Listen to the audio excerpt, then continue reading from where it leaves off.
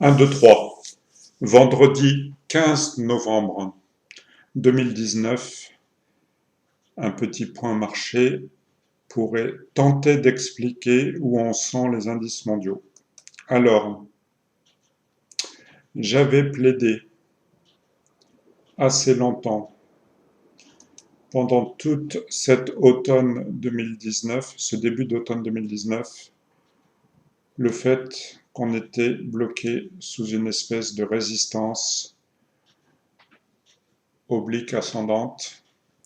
J'avais même plaidé sur une donnée hebdomadaire qu'on n'arrivait pas véritablement à dépasser les niveaux de 2018.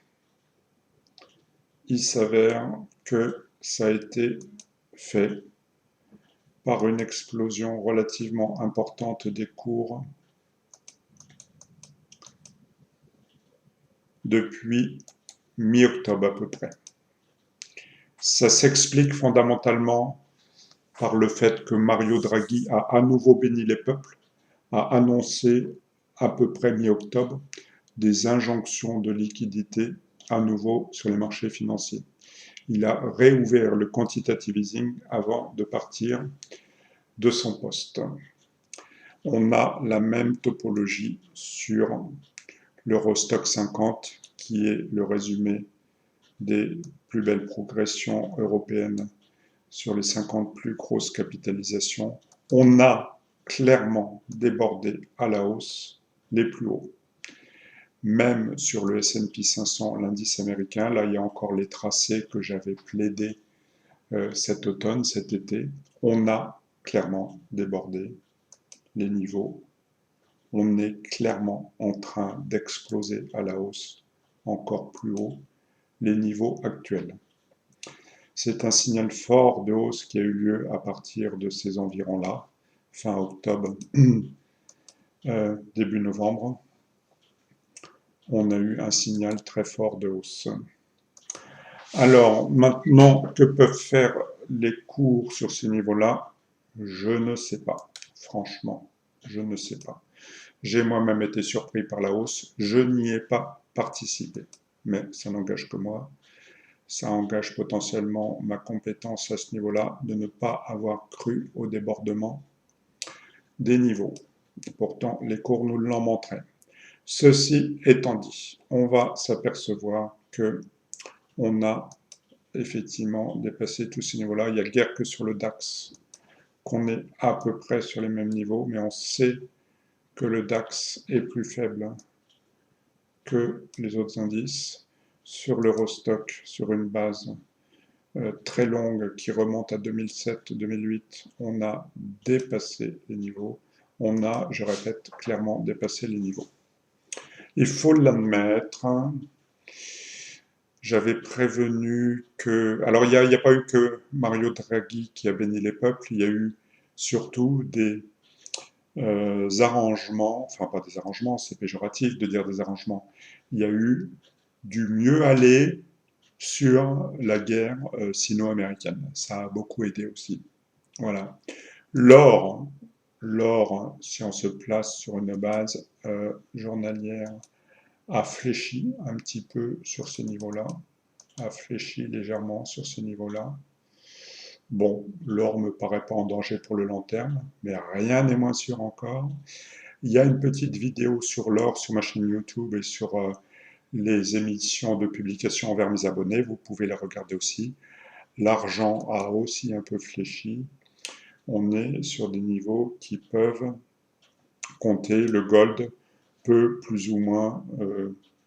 regardez ma vidéo sur l'or. J'explique en détail ce qui peut se passer sur l'or. Que dire d'autre? Il y a quelque chose qui attire mon attention. C'est pas pour plaider Cassandre, mais quand même. Quand même. Le Bund. Alors le Bund, c'est quoi? C'est l'inverse des taux longs allemands. Le Bund a clairement, je l'ai détecté ici, a clairement donné un signal de baisse avec ce marteau inversé, a donné clairement un signal de baisse à partir de septembre. Le Bund a baissé, ça veut dire que les taux longs allemands ont commencé à monter. Bon, alors c'est quelque chose dont il faut qu'on prenne conscience. Les taux longs remontent. Là, vous avez le Bund qui baisse, mais les taux longs remontent. Si je prends l'OAT français, le peu que je le retrouve facilement, c'est pareil. Il a commencé un schéma de baisse.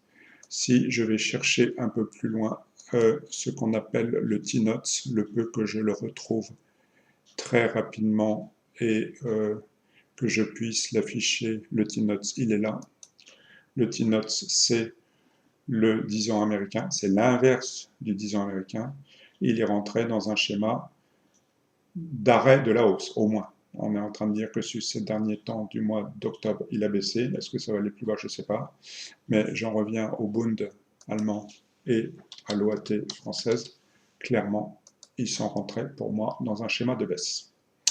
Les taux longs qui montent, est-ce que ça peut permettre aux bourses de continuer à monter? That is the question. Il va falloir étudier ça dans le détail. Bon, alors ensuite, l'euro-dollar, pour ceux qui s'intéressent à l'euro-dollar. L'euro-dollar est faible. L'euro-dollar s'affaiblit. Il bafouille sur ses plus bas. Il n'arrive pas à se redresser.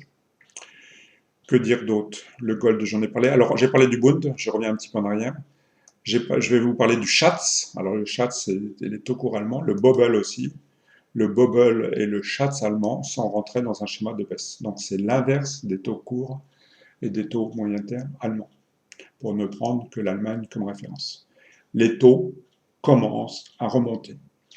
Est-ce que c'est précurseur à un retour de l'inflation?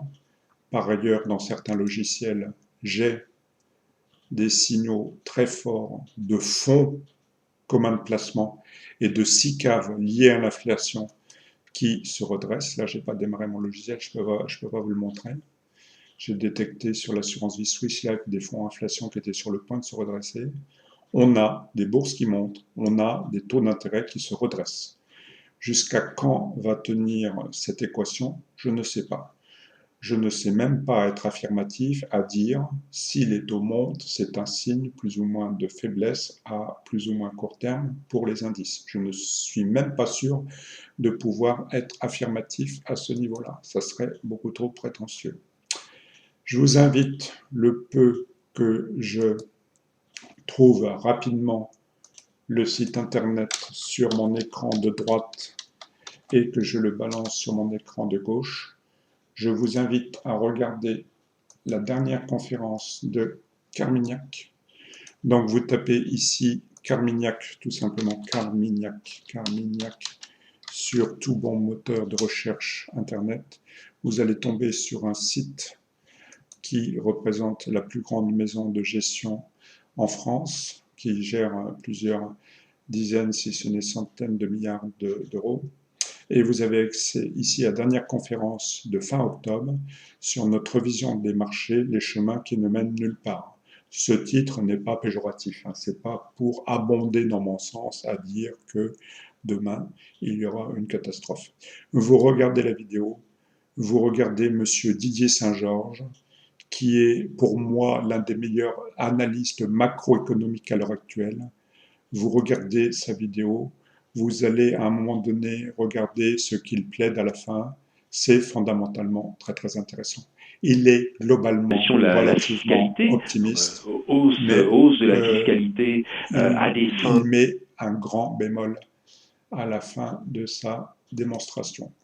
Voilà, soyez prudents. Pour ceux qui ont participé à la hausse, pour ceux qui ont eu la chance de croire en ce qui se passait, franchement, il n'est pas malsain de remonter ses stops, de prendre quelques bénéfices, 10, 20%, 30% de vos bénéfices. Vaut mieux un tien, vaut mieux que Dieu, que deux te l'aura. Voilà. C'était tout ce que je voulais dire ce soir. Je vous souhaite un excellent week-end. Je vous souhaite une bonne continuation. Soyez prudents, soyez raisonnables. respectez votre money management, respectez votre gestion du risque. Bon week-end, profitez de ce temps où certaines régions auront de la neige. À plus tard.